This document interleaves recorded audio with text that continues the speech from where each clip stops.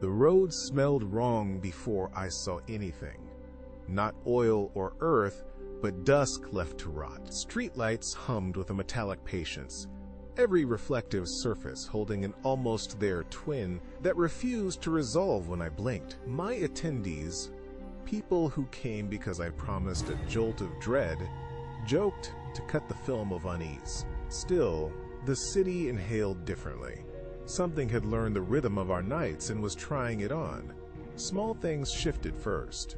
A woman in the fourth row dropped a coin that bounced in a cadence mismatched to gravity, pinging 3 times before it lay down. A phone screen showed coordinates that dissolved when she lifted it. Her fingers smelled like salt, though she'd never been near the sea. Feedback on the PA returned answers I hadn't given. They laughed, tagged me on social, called it immersive theater. I wanted to believe them. Hints compounded like sediment. On the train platform, a tile pattern threaded into a spiral only visible at the edge of vision. My cat, normally opinionated about doors, began to stare through glass with the blank, patient interest of something keeping time with tides it could not feel. News feeds swallowed their usual content and offered static frames, maps with a single star bulbously bright, then gone when you refreshed.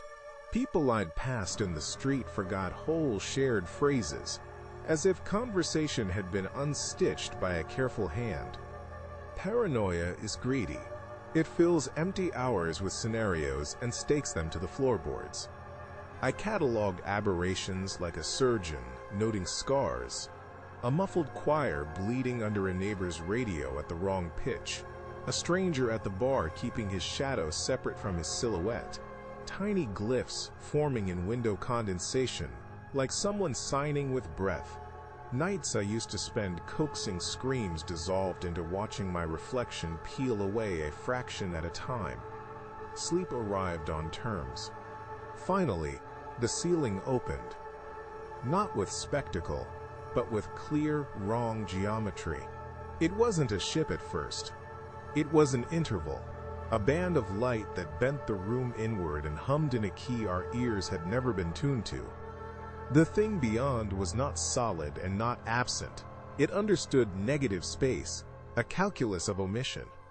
It folded into the suburb like a thought that decided to live in the wallpaper. When it contacted us, it altered truths, names, memories, the heft of a morning mug.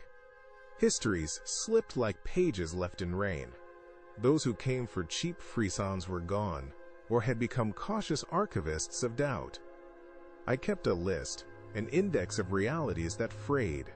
A neighbor would call from the hall asking if I remembered where we'd buried something, and when I answered, the memory belonged to someone else. The laws we learned in school felt like feverish notes tucked into a manuscript. I confronted it once more with recorder and flashlight. The interval watched my need to name. It erased my annotations and offered a substitution, a postcard from a place I'd never been, stamped with my childhood dog's name. I laughed, a brittle sound, because laughter is the last currency before belief converts to terror. The ending arrived not as finale, but ledger, things balanced by absences. I locked my doors, left the porch light on more for ritual than hope. The city resumed its slow, learned breathing, but beneath it something hummed like an afterword.